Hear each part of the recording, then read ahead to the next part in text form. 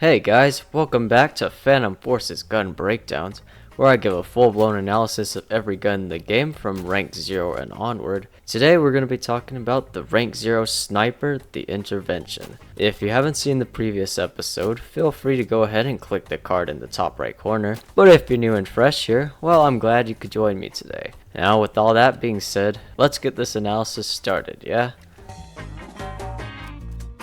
Starting of course with some fun facts, the intervention, also known as the Chaytek M200 intervention, is an American bolt-action sniper rifle being first introduced in 2001. It actually uses its very own unique cartridge, the 408 Chaytek, and it is also known for having some of the highest ranges out of any sniper rifle, being able to reach up to 2,500 yards. It also is one of the most accurate snipers at range, and it actually holds the record for the best bullet grouping, where out of 3 shots out to 2,300 yards, they were only 16 inches apart from each other. Pretty cool stuff.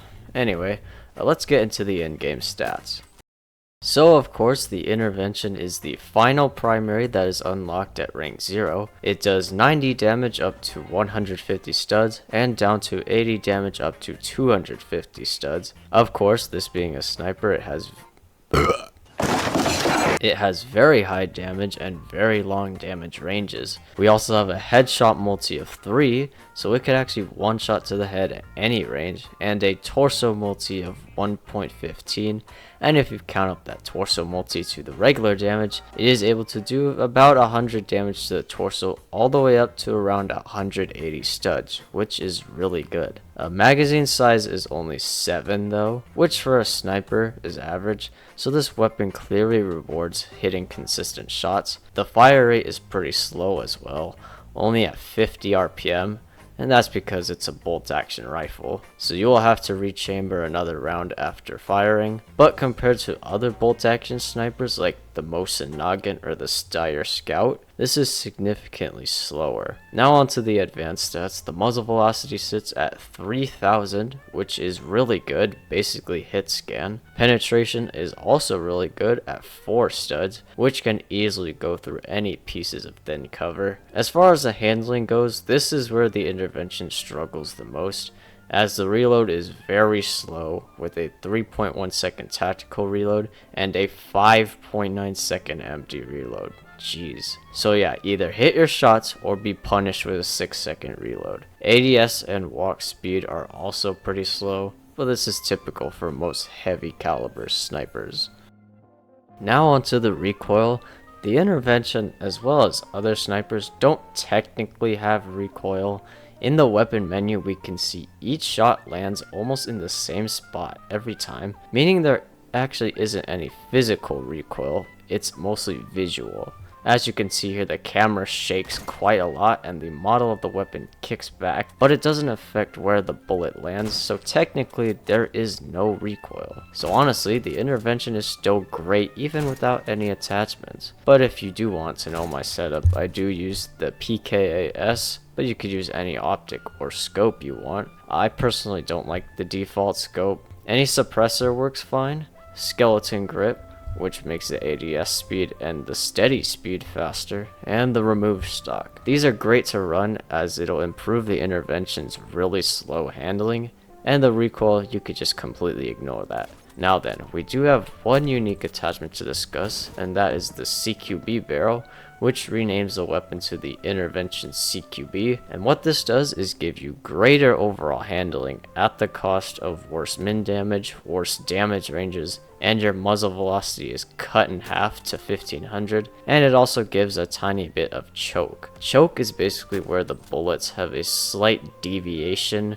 Instead of going completely straight, they may deviate slightly right or left, but it's really minimal, so I don't think you'll be really noticing it. Basically, this barrel makes the weapon something like an SFG 50, but you actually get more rounds. It doesn't one-shot as far, but if you can consistently hit shots, this barrel attachment is very useful in close quarters, as long as you have some kind of automatic weapon like a machine pistol to back you up if you miss a lot of your shots. Now moving on to the ammo types, we only have one, and that's the 375 J-Tac, and what this does is give you more muzzle velocity, slightly more RPM, slightly better handling, but at the cost of less pen and worse damage ranges. I honestly wouldn't use this, as your one-shot range potential is lowered quite a lot, and the upsides are really not that impactful, as you only get 200 more muzzle velocity and only 5 more RPM. Honestly, this probably deserves a buff in my opinion. Okay, as far as how you should use the intervention, I have noticed two main ways to go about it. The first is just treating it like any other sniper, and that's to be more passive and hang back behind the front lines and picking off anybody you can. You have very limited shots plus a pretty low fire rate, and reloading takes a very long time, so you want to be very conservative with your ammo. I will say though, this sniper is a much more forgiving and easy to use weapon compared to, again, something like the Steyr Scout or the Mosin, as your one-shot torso range is pretty far. Okay, but if you're like, screw this camping crap, I want to get up in people's face holes, then the CQB barrel is a good option for that. The increased handling gives you more advantage in CQC, but actually then puts you at a disadvantage at long range. This can help you against people with, say, shotguns or LMGs, as you can instantly punish any missed shots, but against PDWs or assault rifles, any missed shots from you will be instantly punished. But overall, the intervention is a more passive yet powerful option for those who like the idea of instant kills and don't mind its harsh limitations.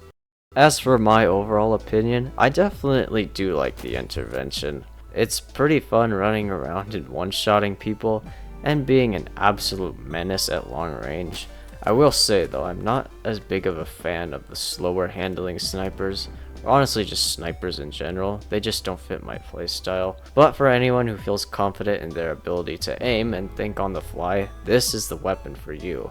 Just be sure to use a reliable secondary to get you out of tough situations, as sometimes we all have bad aim and we need an automatic weapon to back us up. But out of 10, I would give the intervention an 8.5 out of 10. I know a lot of people will think this is the best rank 0 gun, and I can completely understand where they're coming from. I just don't think so. But yeah, the intervention is just a great weapon to get you into sniping, whether you're new or you've been playing the game for a while.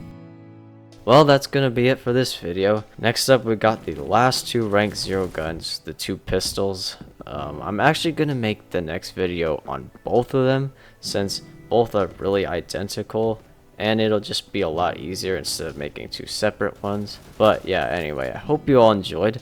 You can like the video and subscribe if you want. But with all that, I'll see you guys in the next one. Take care.